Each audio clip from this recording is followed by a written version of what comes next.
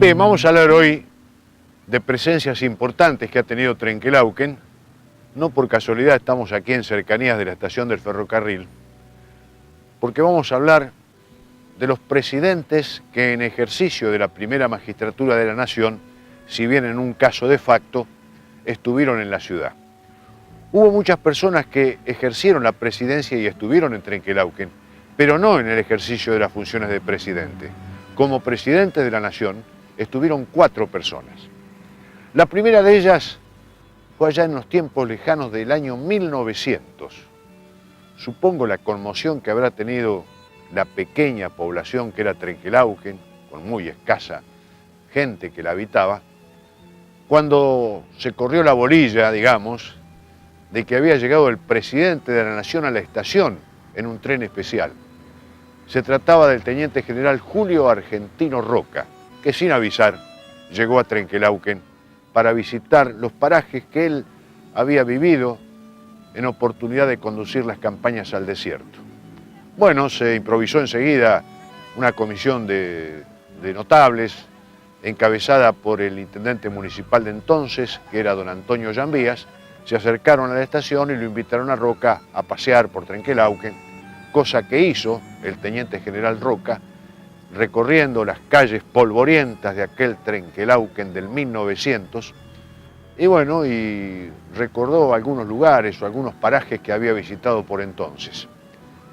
Compartió un almuerzo, conversó con la gente, luego en el tren volvió para Buenos Aires. Ese fue el primer presidente que estuvo en Trenquelauquen. El segundo fue el doctor Arturo Frondizi. Vino a Trenquelauquen en oportunidad de la inauguración de la Ruta 5 y para llamar a la licitación para la construcción de la Ruta 33.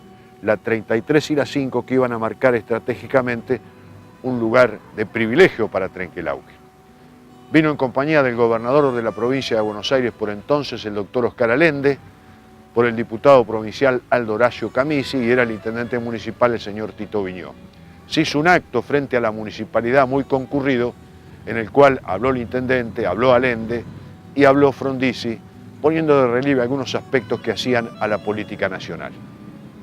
Ese fue el segundo presidente que estuvo en Trenquelauquen. El tercero lo dejo para el final.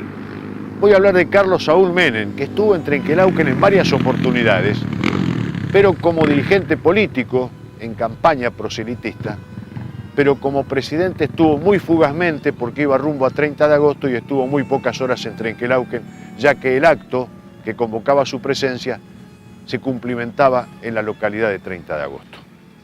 ¿Cuál fue el tercero?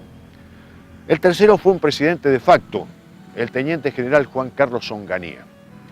Vino a Trenquelauquen en una época en la cual la ciudad tenía una perfecta relación, digamos, con el gobernador de la provincia de Buenos Aires, que era el general Imas, que le había dado a Trenquelauquen algunos beneficios que habían hecho que su figura políticamente creciera.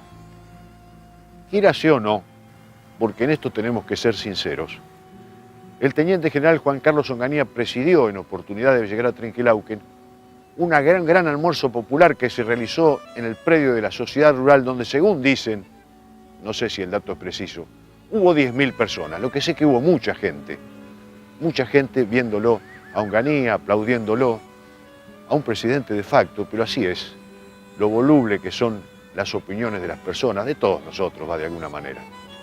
Porque años después de esa visita que hizo como presidente de facto, Onganía volvió a Trenquelauquen porque quería volver a ser presidente constitucional, se hizo una cena y se contaban con los dedos de una mano las personas que asistieron a la misma. Lo que equivale a decir que es lo poco importante que es la persistencia de los políticos, de las figuras trascendentes de Trenquelauquen. Lo cierto es entonces que 4 presidentes constitucionales visitaron la ciudad. Roca, Frondizi, Onganía, en su carácter de presidente de facto, y finalmente Carlos Saúl Menem. Esperemos que prontamente algún otro presidente o presidenta llegue a Trenquelauquen.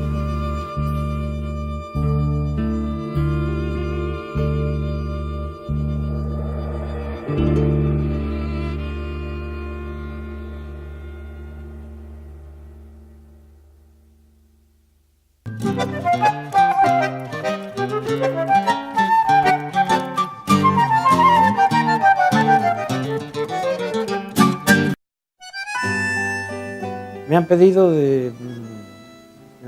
entrevistado para hablar sobre dos cosas que son, no es fácil para juntarlas las dos, pero voy a tratar de hacerlo de la mejor manera posible. Mi trayectoria en la compañía de seguros en la primera y otra del ciclismo competitivo que realicé en mi época. Vayamos a la primera, la fuente de trabajo, porque yo empecé a trabajar antes que empezar a correr. Hablar de la primera, no quiero abundar en mayores detalles, porque se ha hablado mucho. Solamente me voy a referir, sí, a la pregunta que me hacen sobre mi participación en la compañía durante tantos años que estuve, y que llevo un gratísimo recuerdo. En el año 1944 empecé a trabajar en la compañía. Vale decir que en ese entonces la compañía llevaba más o menos de trayectoria 21 años. O sea que era incipiente todavía para la magnitud que yo iba a tener después. Pero ya la compañía era grande. Y pude apreciar durante un año y pico lo que era ese gerente fundador que lo había elegido García Salinas, lo había designado. Era un señor que trabajaba en negocios agropecuarios, pero que tenía una relación comercial extraordinaria, y eso ayudó a instalar la primera. Ese visionario, ese gerente, supo buscar piezas fundamentales, muy inteligentes, nativas de Trenquelauquen, que estudiaron, porque mover una empresa de seguros no era tarea fácil, en una zona eminentemente agrícola ganadera. Esos cada uno era un engranaje de la gran máquina que fue la primera.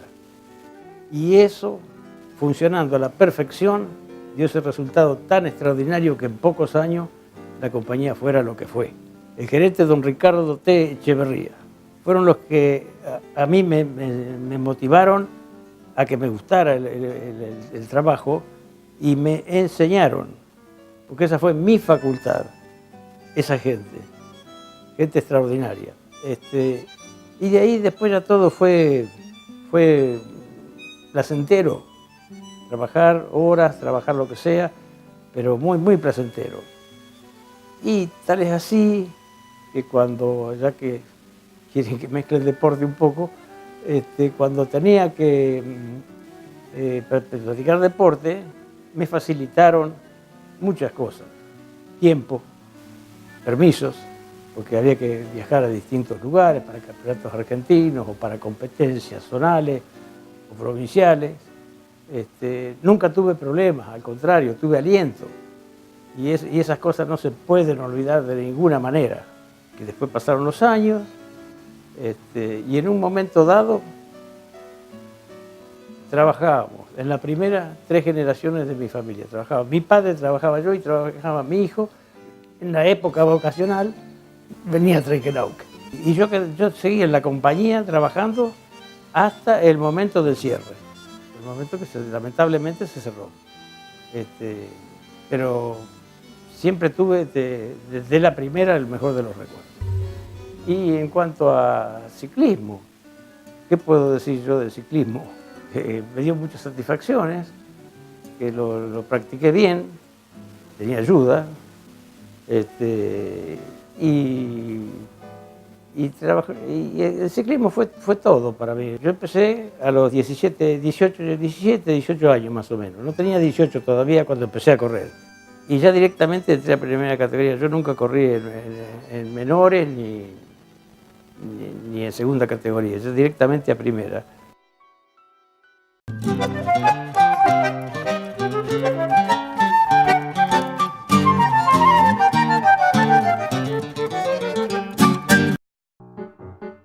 Sí, yo siempre corrí en la pista de tierra, que era un velódromo bárbaro, medidas olímpicas era. Reconocido por los europeos que vinieron a correr a Trenquelauquen como un velódromo extraordinario, porque tenía menos adherencia, parece mentira, ¿no? Pero estaba cuidado como una cancha de bocha eso.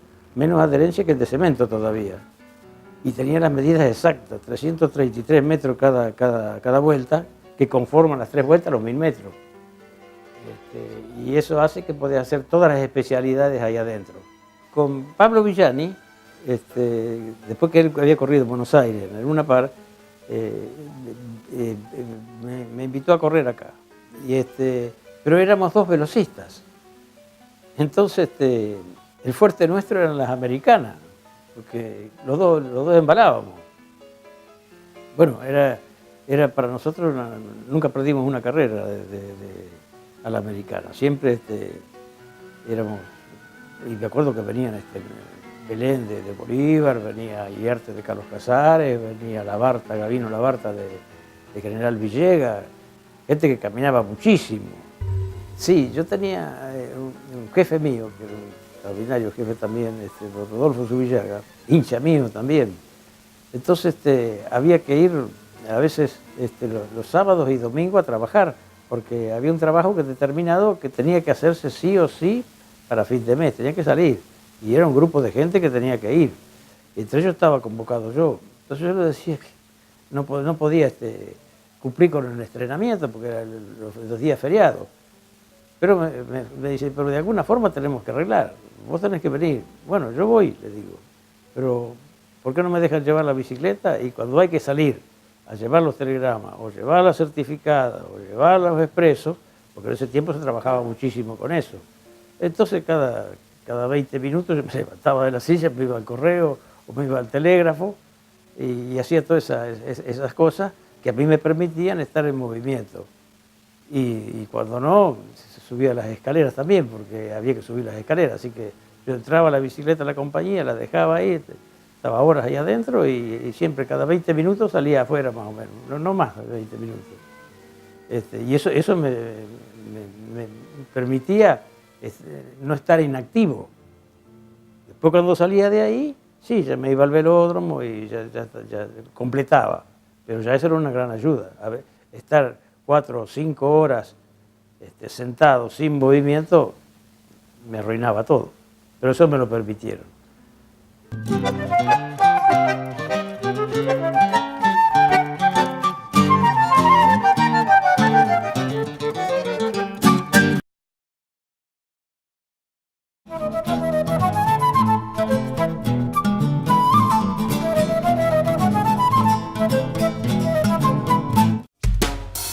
Allá por los años 30 o 40, un verdadero personaje había capturado la atención del público del país. Se llamaba Guillermo Larregui Uriarte, o Guillermo Larregui Ugarte, pero entró en la historia con el apodo del Vasco de la Carretilla. Era un individuo pintoresco que se dedicaba a arrastrar una carretilla y hacer largas caminatas por el país, uniendo distintos puntos del mismo. Dictaba charlas, hacía exposiciones fotográficas en los lugares que visitaba para ganarse algún dinero y seguir en esos raíz interminables. El Vasco de la Carretilla estuvo en Trenquelauquen y de aquí, curiosamente, inició el último recorrido en su carretilla hasta las cataratas del Iguazú. Sí, escuchó bien. Caminando con una carretilla en la cual llevaba una carpa, utensilios para hacerse de comer, ropa y otros elementos, calculado en un peso de 150 kilos, arrastrada caminando desde Trenquelauquen hasta las cataratas del Iguazú. Claro que tardó varios años el Vasco en hacer ese recorrido. La carretilla, la última carretilla que tuvo, se fabricó en el corralón de la Municipalidad de Trenquelauquen.